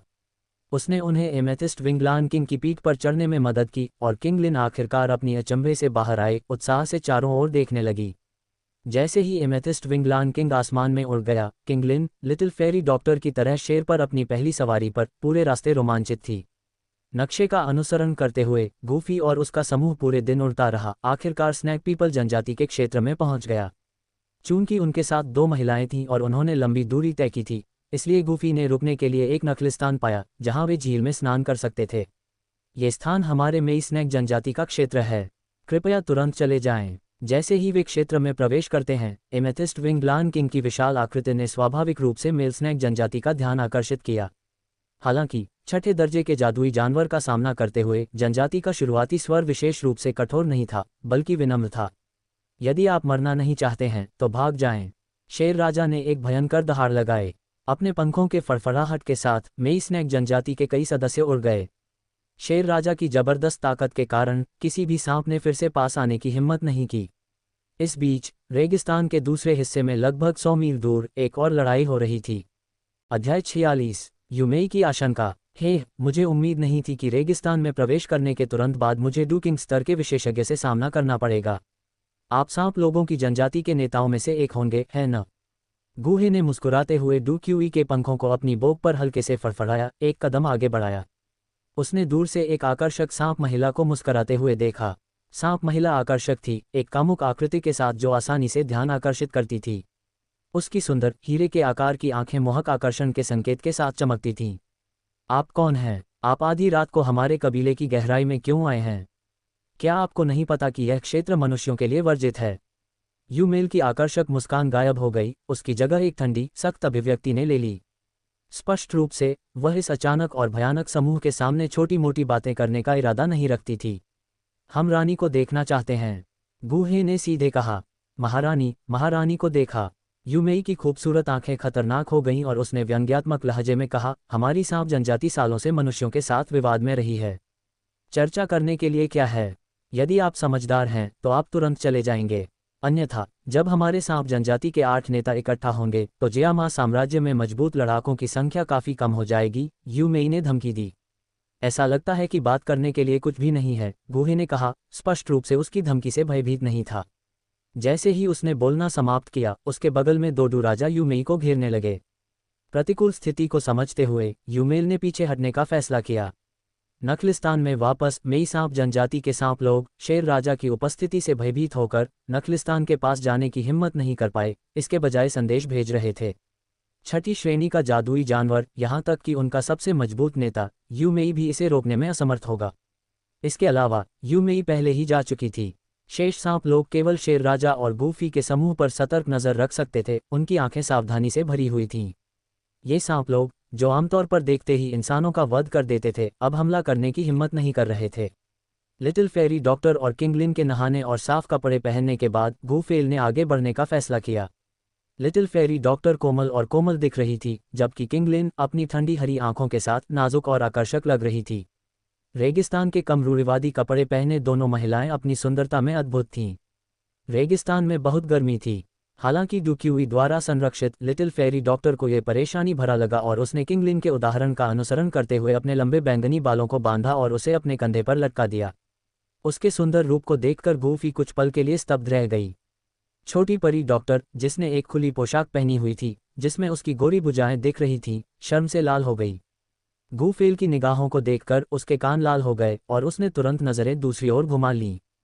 छोटी परी डॉक्टर को शर्मा रही थी। भावना मूल्य जोड़ 100। वे तीनों नीलम पंख वाले शेर राजा पर सवार होकर रेगिस्तान में और आगे बढ़ते गए। जैसे जैसे रात ढलती गई, दूर क्षितिज पर एक जनजाति का विशाल किला धीरे धीरे दिखाई देने लगा। किला रोशनी से जगमगा रहा था, हालांकि टिमटिमाती रोशनी अशांति का एहसास करा रही थी। दर्जनों मीटर ऊंची ऊंची दीवारें तीर के टावरों से घनी तरह भरी हुई थीं। हल्के बैंगनी रंग से रंगे तीरों की नोकें चांदनी में ठंडी चमक रही थीं, जो हर कोने पर सटीक और ठंडी तरह से निशाना साध रही थीं। इन तीरों से मारा गया कोई भी व्यक्ति छेदों से भरा हुआ होगा। लेकिन अजीब बात यह है कि किले की कड़ी सुरक्षा के बीच से एक विशाल रास्ता जबरदस्ती बनाया गया था। इससे भी अधिक विचित्र बात यह है कि इस रास्ते के पास के सभी तीर टावरों को किसी अज्ञात शक्तिशाली बल द्वारा टुकड़े टुकड़े कर दिया गया था। गूफेल दूर से गढ़ को टूटता हुआ देखकर सोच में पड़ गया। क्या ये हो सकता है कि गूही और उसका समूह हमसे पहले आ गया और मैं स्नैक जनजाति के किले में जबरन घुस गया? गूफी ने अपने मन में सोचा और आगे के किले को देखा। हालांकि उसे याद आया कि मूल कहानी में गूहे और उसका समूह अभी तक इस बिंदु पर नहीं निकला था, लेकिन विनाश के संकेतों से ये केवल गूहे के समूह का ही हो सकता था। किसी और के पास इतनी ताकत नहीं थी और ऐसी शक्ति वाला कोई भी व्यक्ति अचानक रेगिस्तान में गहराई तक नहीं जा सकता और मैं स्नैक जनजाति का ठीक से पता नहीं लगा सकता। तो ये गूहे ही होना चाहिए जिसने किसी विशेष कारण से समय से पहले काम किया था। लेकिन गूफी ने जल्द ही अपने अति विचार को खारिज कर दिया। शायद इस दुनिया में उसके आने से कुछ तितली प्रभाव पैदा हुए थे। कुछ घटनाओं का अपने मूल पाठ्यक्रम से विचलित होना सामान्य बात है और उसे इस पर ध्यान देने की आवश्यकता नहीं थी। गूफी ने किले की ओर देखा और फैसला किया कि उसे इतना सतर्क रहने की आवश्यकता नहीं है। आखिरकार ये सांप लोगों का क्षेत्र था। शेर राजा, सीधे आगे बढ़ो, रुको मत, गूफेल ने आदेश दिया। नीलम पंख वाले शेर राजा ने एक पल के लिए रुककर फिर पूरी गति से आगे बढ़ते हुए सीधे में स्नैक जनजाति की ओर बढ़ना शुरू कर दिया। सांपों की जनजाति के भीतर पहरेदारों ने शुरू में कुछ भी गलत नहीं देखा। जब तक उन्होंने दूर से विशाल जानवर को आते नहीं देखा तब तक उन्हें एहसास नहीं हुआ कि कुछ गड़बड़ है। इसे रोको, किसी ने कहा गुस्से से चिल्लाया। तुरंत दीवारों से ठंडे तीर और कई जहरीले भाले उड़े। शेर राजा ने तिरस्कारपूर्वक सूंघकर कहा, क्या इन सांप लोगों ने इसे कम आंका? क्या उन्हें लगा कि वे इसे कुछ छोटे जहरीले हमलों से रोक सकते हैं? अपने पंखों को फड़फड़ाते हुए शेर राजा ने एक शक्तिशाली तूफान बुलाया। हवा ने जहरीले भालों को उड़ा दिया जो हानिरहित रूप से जमीन पर गिर गए। शेर राजा बिना किसी परेशानी के उड़ता रहा, हमलों को अनदेखा करते हुए। गूफी खून का प्यासा नहीं था। जनजाति के क्षेत्र में अपने बलपूर्वक प्रवेश के बावजूद किसी को भी मारने से परहेज किया। उसने केवल शेर राजा को बिना किसी नुकसान के किले के ऊपर से उड़ा दिया। मेई स्नैक जनजाति के ऊपर से उड़ने के बाद गूफी ने अपनी यात्रा जारी रखी। रास्ते में उन्हें सांप लोगों के कई समूहों का सामना करना पड़ा जिन्होंने उनका रास्ता रोकने की कोशिश की, लेकिन उनमें से किसी ने भी कोई वास्तविक खतरा पैदा नहीं किया। नीलम पंखों वाला शेर राजा आसमान में ऊंचा उड़ गया, जो ज्यादातर जमीनी हमलों की पहुंच से बाहर था। एक दिन बाद मेडुसा के पवित्र शहर में एक विशाल और आलीशान हॉल के अंदर यूमेई थकी हुई सी कुर्सी पर झुकी हुई थी। उसकी आलसी निगाह कभी कभी ऊंचे मंच पर खाली बैंगनी क्रिस्टल सिंहासन पर घूम रही थी। वह झल्लाहट में अपना सिर हिलाने से खुद को नहीं रोक सकी। अपने चिकने माथे को एक पतले हाथ से रगड़ते हुए महिला के नाजुक चेहरे पर अचानक एक खुशी का भाव दिखाई दिया। जब उसने हॉल में बिजली की तरह चमकती हुई काली छाया को देखा, तुम आखिरकार यहाँ हो। महिला राहत की सांस लेने से खुद को नहीं रोक सकी जब उसने देखा कि काली आकृति हॉल में प्रवेश कर रही है। यूमेई, क्या हुआ? तुमने 3 आपातकालीन आदेश क्यों जारी किए? क्या ये इंसान वाकई इतने मजबूत हैं? हॉल में प्रवेश करने वाला व्यक्ति स्पष्ट रूप से एक नरसांप व्यक्ति था जो एक हल्की भयंकर आभा बिखेर रहा था। जनजाति में समान दर्जे के नरसांप व्यक्ति की ओर देखते हुए यूमेई ने धीरे से आह भरी और आलस्य से उत्तर दिया, बहुत शक्तिशाली। मैं कल रात उनसे टकरा गया और भागना पड़ा। और यह सिर्फ इस समूह की बात नहीं है। ओह, क्या आप उनकी सही ताकत जानते हैं? ये सुनकर नरसांप व्यक्ति की आंखें सिकुड़ गईं और वह हॉल में चला गया और चौड़ी मेज के सामने बैठ गया। उसकी आवाज में एक ऐसी ठंडक थी जिसे छिपाना मुश्किल था।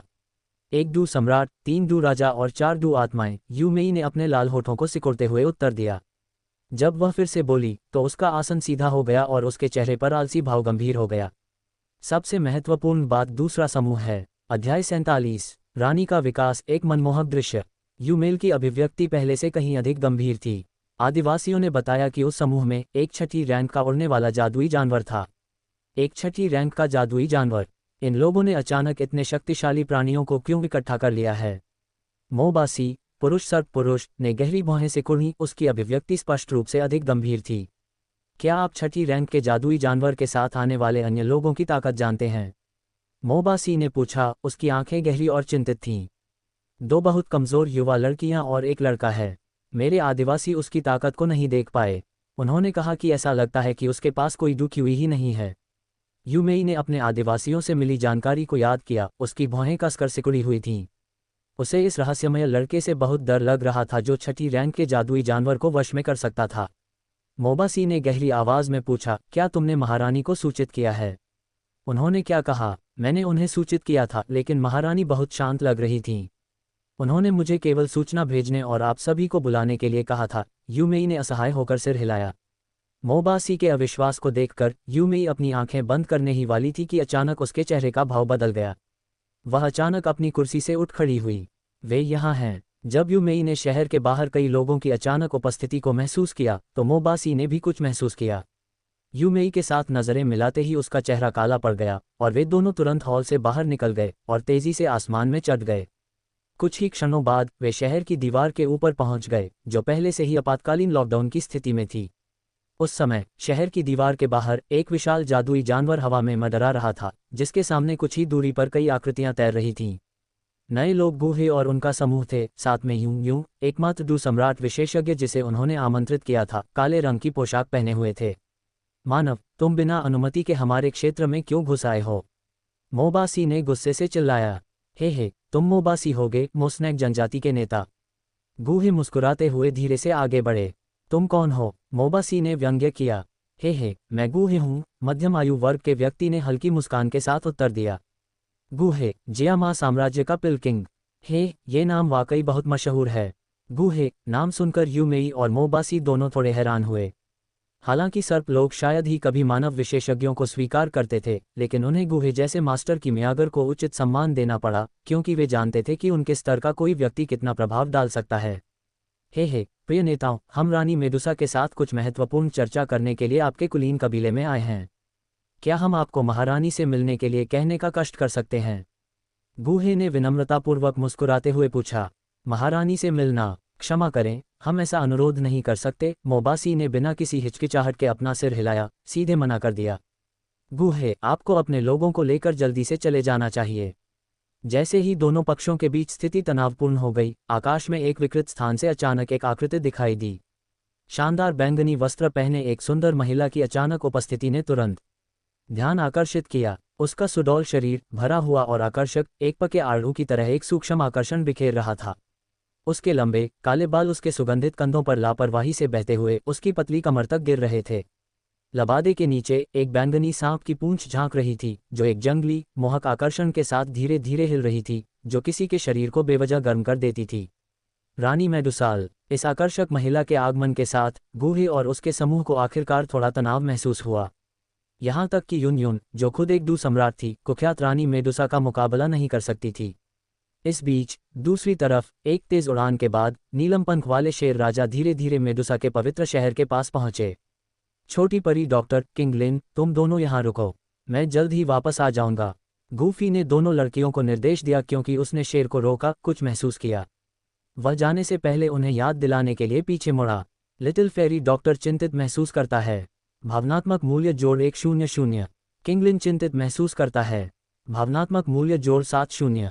वे दोनों जानते थे कि गूफी कितना शक्तिशाली था, लेकिन उसके द्वारा मनुष्यों से घृणा करने वाले सांप लोगों के पवित्र शहर में प्रवेश करने के विचार ने ही उन्हें बेचैन कर दिया।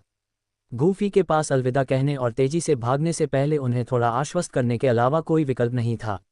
वह ठीक समय पर पहुंचा, क्योंकि गूहे और उसका समूह वर्तमान में पवित्र शहर के बाहर रानी मेडुसा के साथ एक मौन गतिरोध में था।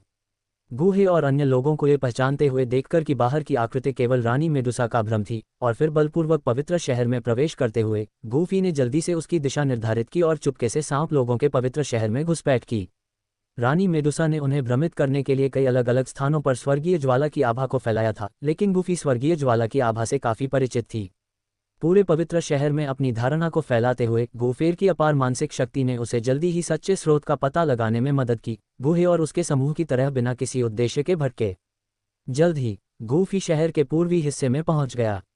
एक विशाल मंदिर धीरे धीरे नजर आने लगा। अपनी आभा को पूरी तरह से छिपाते हुए वह मंदिर के पहरेदारों को अनदेखा करते हुए चुपचाप मंदिर की गहराई में चला गया। उस पल गूफी की आंखों के सामने एक छोटी साफ झील दिखाई दी। झील के बीच में एक छोटा सा द्वीप था। द्वीप लहरदार पानी से घिरा हुआ था, जिस तक जाने के लिए कोई पुल नहीं था। झील शांत और शांतिपूर्ण लग रही थी, मानो कोई बीच में स्थित द्वीप तक आसानी से पहुंच सकता है। हालांकि झील में उड़ान रोधी उपाय लगे हुए थे और पानी जहरीला भी था। हालांकि गूफी इन बाधाओं को तोड़ सकता था, लेकिन उसने किसी को भी सतर्क करने से बचने के लिए उन्हें सहन करना चुना। अगर कोई और होता तो वे झील के जहर के सामने असहाय हो सकते थे। हालांकि गूफेल ने अपने शरीर को स्वर्गीय ज्वाला में लपेटना चुना और तैरकर पार चला गया।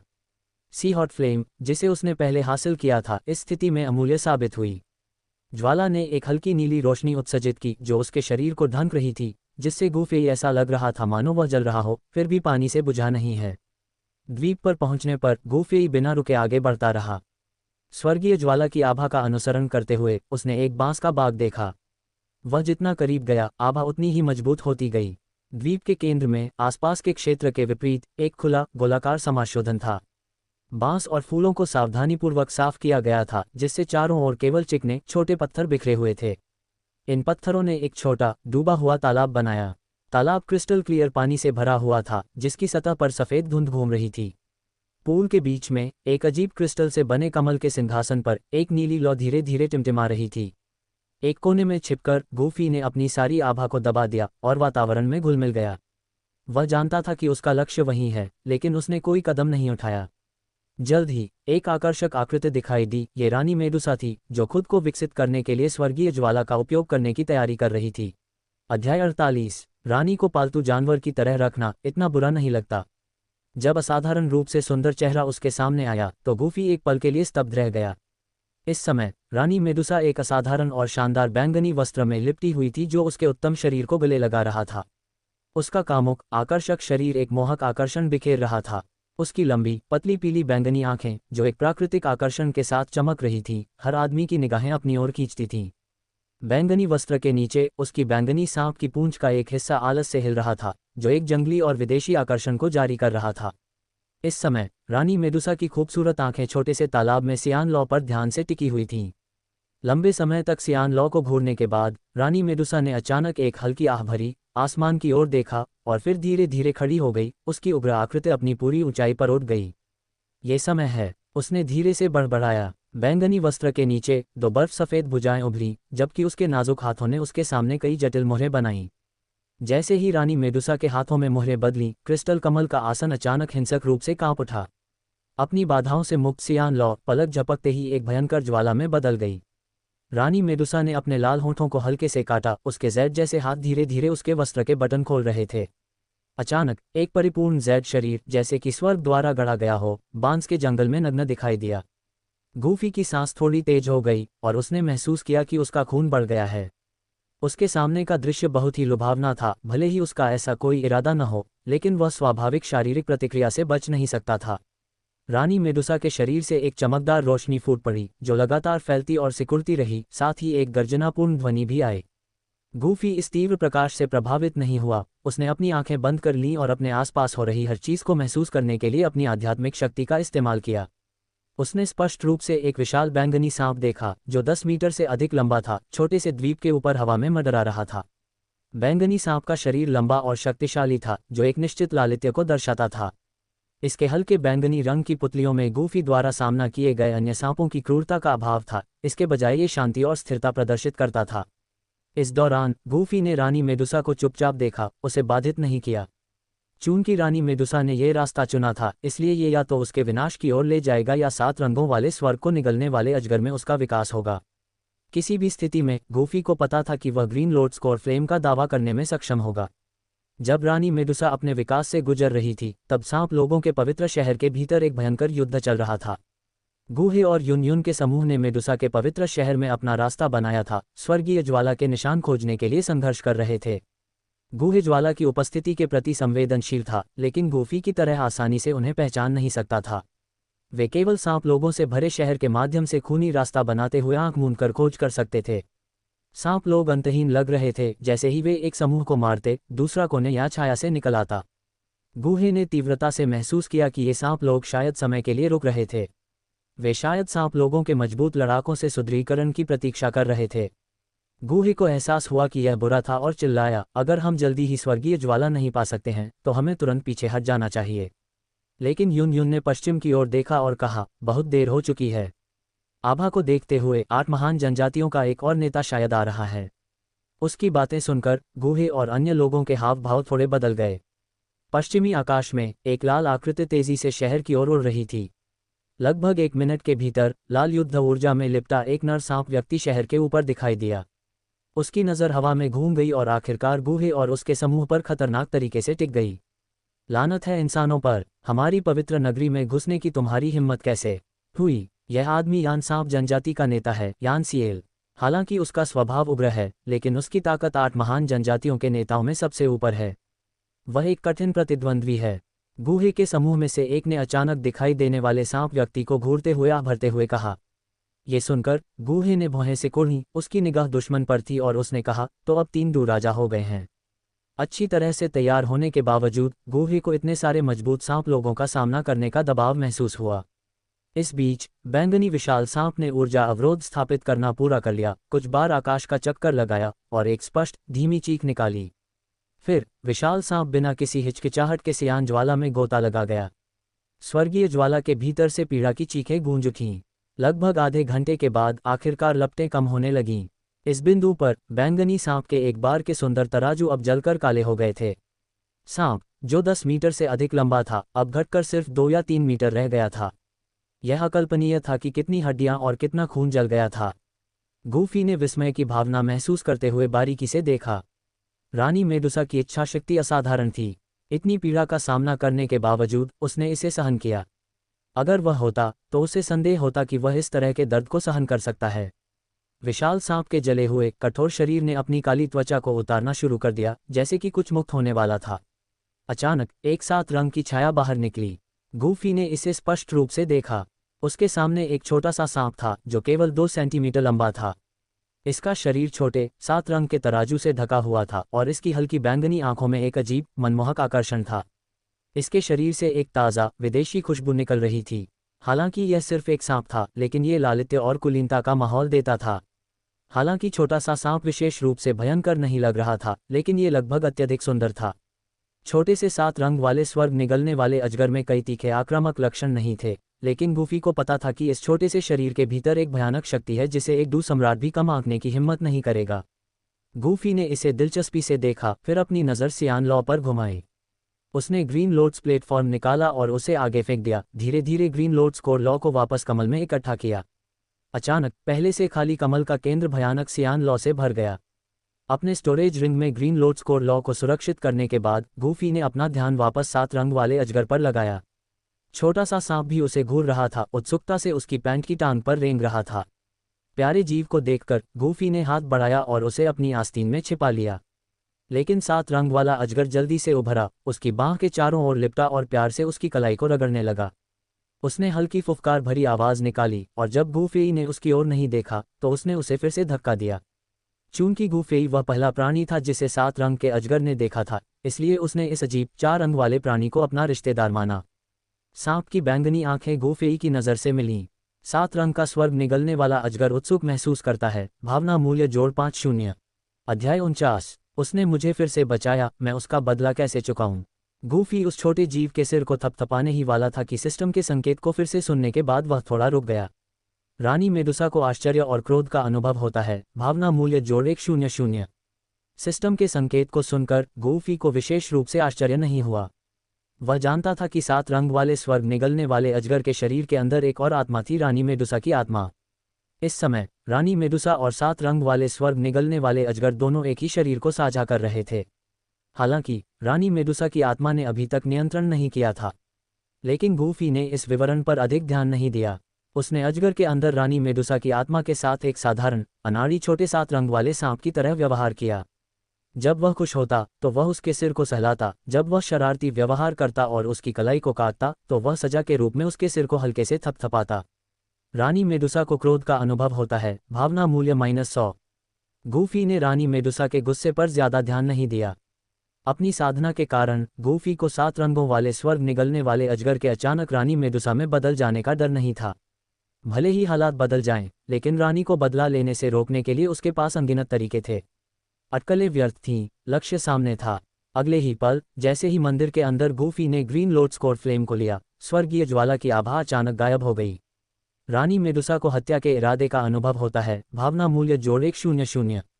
मंदिर के बाहर बैंगनी प्रकाश का पर्दा टूट गया और पहले से अभेद्य मंदिर के अंदर दरारें दिखाई देने लगीं। गूहे और उनका समूह मंदिर की ओर बढ़ रहे थे।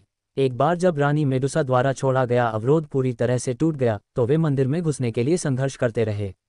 हालांकि गूहे और उनका समूह सांप लोगों द्वारा धीमा कर दिया गया, आसपास के दुश्मनों से लड़ने के लिए संघर्ष किया। वह एक गोली पकड़े हुए था, उसे अपने बगल में किसी को फेंकने के लिए तैयार था, जब वह अचानक जम गया। स्वर्गीय ज्वाला की आभा अचानक गायब हो गई और कोई भी अब इसकी उपस्थिति को महसूस नहीं कर सकता था। अंदर ऊर्जा में उतार चढ़ाव बेहद शांत है। स्वर्गीय ज्वाला के लिए क्या इसे रानी मेडुसा ने नष्ट किया होगा? गूहे ने मंदिर को ध्यान से देखा क्योंकि नीला धुआं धीरे धीरे फैल रहा था, भौहें सिकुड़ते हुए। स्वर्गीय ज्वाला की आभा, क्या ये भी गायब हो गई है? अरे, स्वर्गीय ज्वाला कहाँ है? एक कीमियागर के रूप में गूहे स्वर्गीय ज्वाला की ऊर्जा के बारे में और भी अधिक जागरूक था। रानी मेडुसा की आभा अचानक गायब हो गई है। गूहे की आत्मा की धारणा ने जल्दी से पूरे द्वीप को कवर किया, हर कोने की जांच की, लेकिन वह अभी भी स्वर्गीय ज्वाला का कोई निशान नहीं पा सका। तुरंत गूहे के आमतौर पर शांत चेहरे पर क्रोध की एक दुर्लभ अभिव्यक्ति दिखाई दी। इस बीच सर्प पीपल जनजाति के पवित्र शहर में मौत का सन्नाटा छा गया क्योंकि उनकी सबसे शक्तिशाली रानी की आभा गायब हो गई। क्या ये हो सकता है कि रानी मेडुसा अपने विकास में विफल रही? अंत में एक सर्प व्यक्ति अब और नहीं रुक सका और दहाड़ता हुआ बोला, महारानी, रानी। कुछ ही क्षणों बाद घृणा से भरी अनगिनत आंखें गूहे और उसके समूह की ओर मुड़ गईं। ये देखते हुए कि चीजें बदतर होती जा रही थीं, गूहे के समूह ने छोड़ने की कोशिश की लेकिन उन्हें रोक दिया गया। अपनी मर्जी से आओ और जाओ। क्या आपको लगता है कि हमारा सर्प पीपल जनजाति एक ऐसी जगह है जहां आप अपनी मर्जी से कर सकते हैं? उग्र स्वभाव वाले यानक्लर, जिसके चारों ओर उग्र लाल डुक्यूई युद्ध ऊर्जा लपटों की तरह जल रही थी, ऊपर से गूहे और उसके समूह को गुस्से से घूरा। गूहे की हल्की नीली लपटें बाहर निकलीं, लेकिन हालांकि वे दुर्जय लग रही थीं, यानसी ने कोई डर नहीं दिखाया। इसके बजाय उसका चेहरा तिरस्कारपूर्ण व्यंग्य से भर गया। उसने अपना हाथ बढ़ाया, हल्की मुट्ठी बनाई और उसके शरीर पर लाल रंग का डुक्यूई तुरंत एक ज्वाला हाथ में संघनित हो गया, जो हिंसक रूप से बाहर निकल गया। ज्वाला हाथ नीले आग के गोले के चारों ओर लिपट गया और उसे टुकड़े टुकड़े कर दिया। पहले आदान प्रदान से ही ये स्पष्ट था कि यानसी के पास ताकत के मामले में एक बड़ा फायदा था। उन्हें रोक कर रखो, तुम लोग स्वर्गीय ज्वाला को खोजो और फिर भागने का रास्ता खोजो। यून उनमें से एकमात्र डू सम्राट होने के नाते इतने सारे मजबूत विरोधियों के सामने अंतिम उपाय का उपयोग करने के अलावा कोई विकल्प नहीं था। ये सुनकर गूहे ने भारी सिर हिलाया, फिर जल्दी से यून की आड़ में भाग गया। यहाँ वापस आओ। गूहे और उसके समूह की हरकतों को देखकर यानसी और अन्य लोग गुस्से में दहाड़ उठे और हमला कर दिया। हालांकि यून ने आसानी से हजारों नीले हवा के ब्लेड बुलाए, जिनमें से प्रत्येक में भयानक दबाव था। आपका प्रतिद्वंद्वी मैं हूं, उसने शांति से कहा। हालांकि गतिरोध के दौरान यून अचानक रुक गई।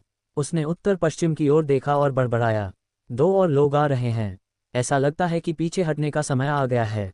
अपने नीले डुक्यूई पंखों को अपने पीछे फैलाते हुए यून एक काली रोशनी की लकीर में बदल गई और जल्दी से गायब हो गई। वह पवित्र शहर से भाग गई, लेकिन जल्द ही उसका पीछा किया गया। फिर से 5 लोगों से घिरी हुई यून की लड़ाई की मंशा पहले से कहीं ज्यादा बढ़ गई थी। उसने अपनी लंबी तलवार खींची, उसकी हरकतें निगल की तरह हल्की थीं, और उसने तेजी से हमला किया। सबसे करीबी व्यक्ति, हरे वस्त्र वाला सांप व्यक्ति, पीछे हटना चाहता था, लेकिन तब तक बहुत देर हो चुकी थी। लानत है। यून के अचानक हमले से लेकर 5 लोगों में से एक के पीछे हटने तक मुश्किल से 10 सेकंड ही बीते थे।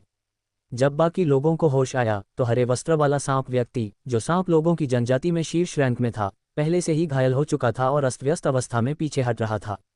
वह बहुत तेज है, उससे अकेले मत लड़ो। 5 सांपों की जहरीली मौत की मुहर बनाओ।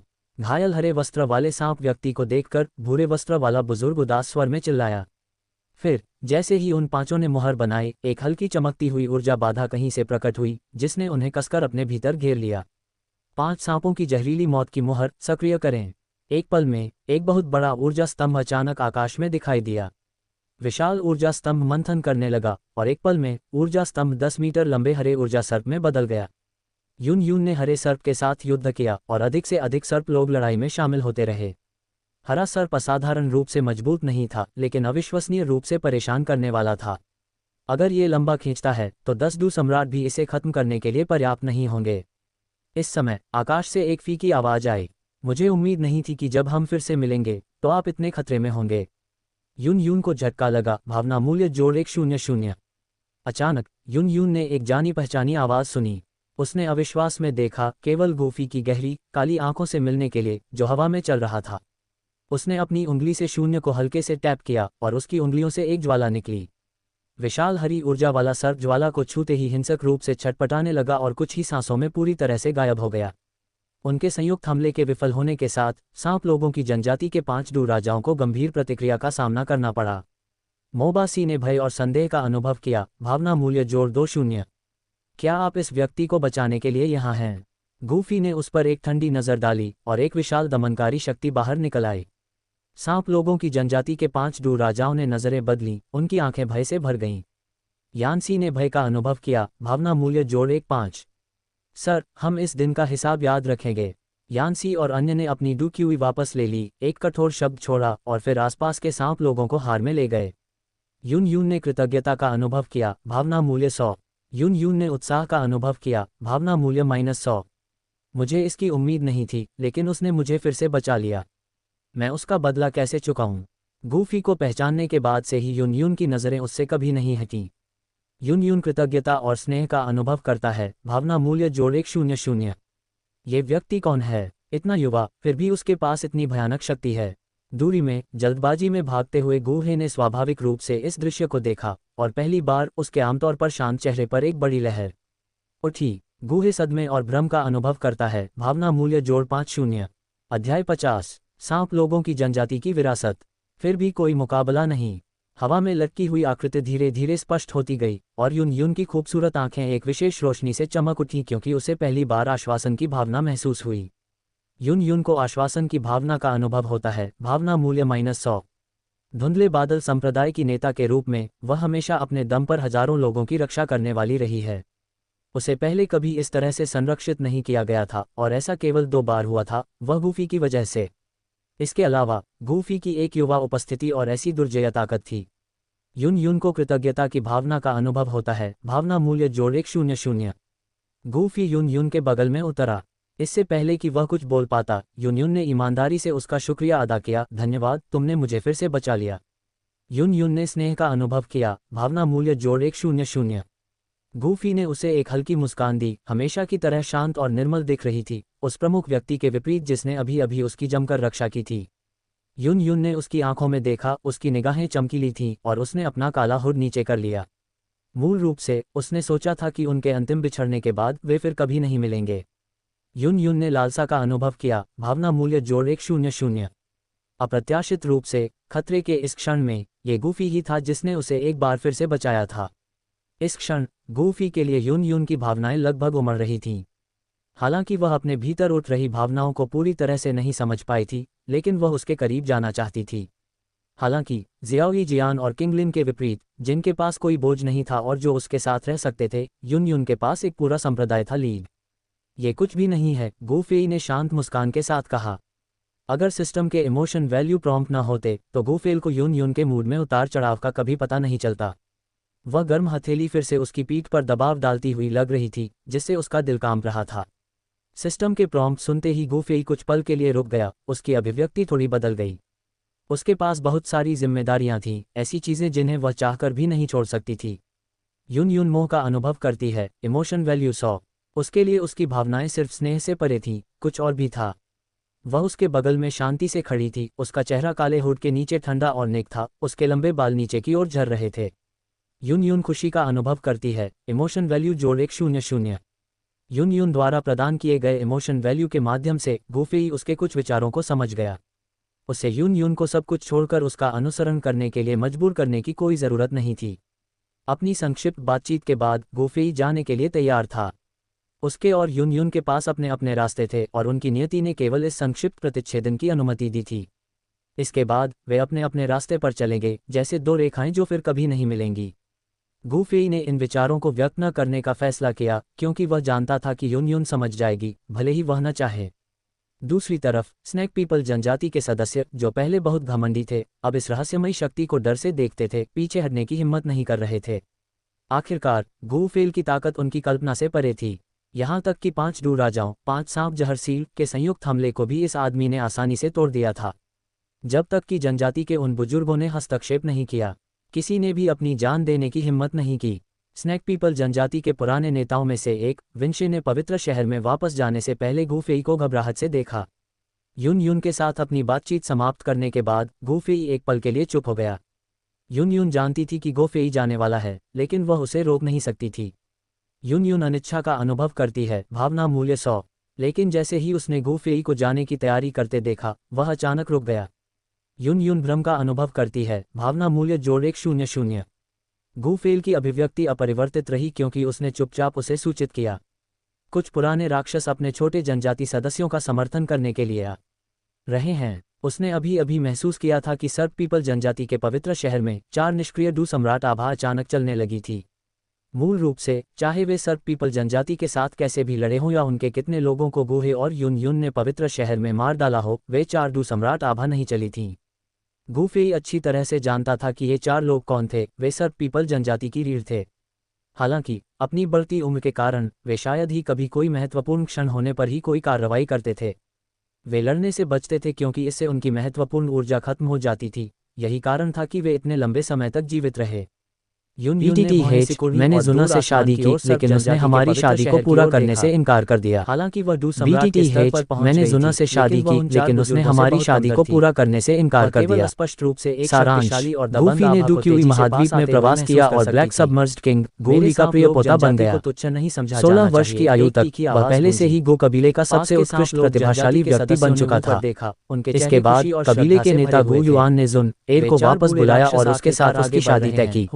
हालांकि उनकी शादी के 6 महीने बाद भी जुन एर ने अपने रिश्ते को पूरा करने से इनकार कर दिया। एक पल में हालांकि गूफी पहले से ही जुन एर के प्रति बहुत मोहित था, लेकिन अंततः उसे एहसास हुआ कि उसके प्रति उसकी ठंडक इसलिए थी क्योंकि वह अभी भी किसी दूसरे आदमी के बारे में सोच रही थी। उसका दिल पूरी तरह से टूट गया। ये पता चला कि जब जुन एर ने कहा कि वह तैयार नहीं है, तो वह किसी और के लिए अपनी पवित्रता को बचाने की योजना बना रही थी। गूफी इसे कैसे बर्दाश्त कर सकता था? उसने निर्णायक रूप से जुन एर को तलाक देने का फैसला किया। नहीं गूफी, तुम्हें मुझ पर विश्वास करना होगा। मैंने तुम्हें कभी धोखा नहीं दिया। ये जानने पर कि गूफी उससे तलाक लेना चाहता है, जुना तुरंत घबरा गई। BTTH, मैंने जुना से शादी की, लेकिन उसने हमारी शादी को पूरा करने से इनकार कर दिया। के हस्तक्षेप के कारण लड़ाई जीत ली गई। चलो तलाक ले लेते पड़ गया। जुन एर जनजाति के बारे में उन्होंने जो जानकारी के घर की बालकनी पर इन 4 डू सम्राटों का उल्लेख बिल्कुल नहीं था, जो अभी अभी अपने चेहरे पर एक चमकदार जनजाति के साथ कमरे में लौटी विरासत और शांति से बोली। इसके अलावा तुमने क्या कहा? अनुभव से कमरे के अंदर था कि ये 4 साधारण डू सम्राट नहीं थे, स्पष्ट रूप से वर्ग में से थे। फिर इनमें से अविश्वास सम्राट को देखा, समूह को आसानी से कुचल सकता था। सुना है बड़ी स्नैक पीपल जनजाति सेना चलो तलाक ले ले जनजाति के 8 कुलों का तो निगाहें शांत जो अभी भी स्थान पर जुटे हुए देख रहा था। उसका स्वर पहले की तरह पीछे न हटने का अफसोस करने से खुद को नहीं रोक सका था, लेकिन एक कार दुर्घटना के बाद जानते हुए कि अप्रत्याशित लगभग असंभव महाद्वीप में स्थानांतरित हो गया। जब युन युन इसके अलावा और अन्य लोग कबीले के शक्तिशाली 8 सितारा डू चार डू सम्राटों के अचानक प्रकट होने के बावजूद भी कोई परेशानी का मामले में नहीं दिखा। गूफी जुना से सिर्फ 1 साल बड़ा था। वे दोनों बचपन के प्रेमी थे। हालांकि कुछ साल बाद कबीले के नेता गू युआन ने अचानक जुना को वुटेन शहर में गुप्त रूप से भेजने का फैसला किया। उसे जियाओ कबीले के प्राचीन तुशे जैद की तलाश करनी थी।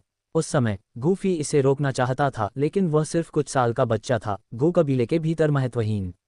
वह कबीले के नेता गू युआन द्वारा लिए गए फैसले को बदल नहीं सकता था। वह सिर्फ ये देख सकता था कि गू युआन द्वारा जुना को गू दायरे से बाहर भेजा जा रहा है। उसके बाद गूफी ने गुप्त रूप से जुना को वापस लाने का कोई रास्ता खोजने की कसम खाई। 10 साल में गूफी की साधना तेजी से आगे बढ़ी और वह गू कबीले का सबसे चमकदार प्रतिभाशाली व्यक्ति बन गया। यहाँ तक कि गू किंग यांग, जिसे कभी युवा कबीले का नेता नियुक्त किया गया था, भी उसकी तुलना में फीका पड़ गया। गू कबीले के भीतर उनकी प्रतिष्ठा पुरानी पीढ़ी के कई बुजुर्गों से भी ज्यादा थी। इसके बाद गू फेई ने कबीले के नेता की बेटी को गू कबीले में वापस लाने के लिए गू कबीले की बड़ी परिषद में आवेदन किया। इसके अलावा उन्होंने जुना से शादी करने की इच्छा भी व्यक्त की। अपनी वर्तमान स्थिति और साधना में अद्वितीय प्रतिभा को देखते हुए गू युआन भी विवाह के लिए अत्यधिक सहायक थे। गू युआन तुरंत उनकी शादी के लिए सहमत हो गए। जुना को गू दायरे में वापस लाने के बाद कबीले के नेता गू युआन ने व्यक्तिगत रूप से गू फेई और जुना के बीच विवाह की व्यवस्था की। हालांकि दोनों विवाहित थे। पिछले 6 महीनों से जुना ने गू फेई के साथ विवाह करने से इनकार कर दिया था, यहाँ तक कि उसे छूने की भी अनुमति नहीं दी थी। गू फेई के प्रति उसका रवैया किसी अजनबी के प्रति उससे भी ज्यादा ठंडा था। 6 महीने से ज्यादा समय तक गू फेई ने जुना के प्रति दयालु होने के लिए वह सब कुछ किया जो वह कर सकता था, लेकिन ये सब एक तरफा लग रहा था। जुन एर को यह बिल्कुल भी पसंद नहीं आया। आज जुन एर बहुत खुश थी क्योंकि लिन यंग ने गू दायरे के बाहर से जियाओ यान के बारे में खबर वापस लाई थी। इससे पहले उसने लिन यंग से गू कबीले की मुख्य डू तकनीकें जियाओ यान को भेजने को भी कहा था। इतना ही नहीं, बल्कि वह स्वर्ण सम्राट की जलती हुई आकाश ज्वाला की उपज्वाला को भी देने को तैयार थी। और इस बार उसने लिन यंग से 3 महीने बाद वुटेन शहर में जियाओ यान के साथ एक बैठक की व्यवस्था करने को कहा। जुन एर के पति के रूप में गूफी को उससे कभी कोई उपहार नहीं मिला था। अब जुन एर गुप्त रूप से किसी दूसरे आदमी से मिलने की योजना भी बना रही थी। गूफी इसे कैसे बर्दाश्त कर सकती थी। गूफी, ये बकवास बंद करो, हमारी शादी को सिर्फ 6 महीने हुए हैं। जुन एर के दिल में एक पूर्वाभास की भावना भर गई। गंभीरता से बोलते हुए उसका सुंदर चेहरा तनावग्रस्त हो गया। उद्धरण चिन्ह उद्धरण चिन्ह। गूफी ने कोई जवाब नहीं दिया, उसने बस जुन एर को शांति से देखा, उसकी आंखों में कोई भावना नहीं थी। गूफी की प्रतिक्रिया देखकर जुन एर को एहसास हुआ कि वह मजाक नहीं कर रहा था। नहीं, मैं सहमत नहीं हूं। जुन एर के हाव भाव बदल गए और उसने अपना सिर हिला दिया। क्या हमारी शादी के बाद से ही हम साथ नहीं रह रहे हैं? हमने कभी बहस भी नहीं की। मैंने क्या गलत किया है कि तुम तलाक मांग रही हो? मैं तलाक के लिए बिल्कुल भी सहमत नहीं हूं। जुन एर ने अपने होंठ सिकुड़े और गूफी को दृढ़ता से देखा। कबीले के नेता की बेटी होने के नाते असाधारण प्रतिभा के साथ वह हर तरह से उज्ज्वल थी। अगर उसने गूफी को तलाक दिया तो इससे दूसरों की दुर्भावनापूर्ण अटकलें लगने की संभावना होगी और उसकी प्रतिष्ठा बर्बाद हो जाएगी। वह ऐसा कभी नहीं होने देगी। डिंग, जुन एर ने गुस्सा पैदा किया है। इमोशन पॉइंट जोड़ 100। इस समय गूफी के दिमाग में एक जानी पहचानी सिस्टम सूचना गूंजी। जब जुन एर ने गू कबीले को छोड़ दिया तो गूफी निराशा में डूब गया था और यह उस समय था जब वह इमोशन अपग्रेड सिस्टम से जुड़ गया था। बहुत किस्मत वाले लोगों से इमोशन पॉइंट इकट्ठा करके वह अपनी क्षमताओं को अपग्रेड कर सकता था। यह स्पष्ट अपग्रेड सिस्टम की वजह से ही था कि गूफी पिछले 10 सालों में इतनी तेजी से आगे बढ़ने में सक्षम था। अच्छा चल रहा है। हे, जुन एर के चेहरे पर बेहद गंभीर भाव देखकर गूफी ने व्यंग्यात्मक लहजे में कहा, तलाक से इनकार करने का तुम्हें क्या अधिकार है? वह जुन एर जिसे वह पहले जानता था ठंडी लेकिन कोमल थी, लेकिन अब गूफी को सिर्फ ठंडक ही दिख रही थी। शादी के बाद भी कुछ नहीं बदला था, वे अभी भी अजनबी जैसे थे। मुझे अधिकार क्यों नहीं है? सिर्फ तुम्हारे कहने पर हमें तलाक क्यों लेना चाहिए? गूफी के चेहरे पर ठंडी हंसी देखकर जुन क्रोधित हो गई और वह उन्मादपूर्ण ढंग से चिल्लाए, हे, तुम पहले से ही मरने के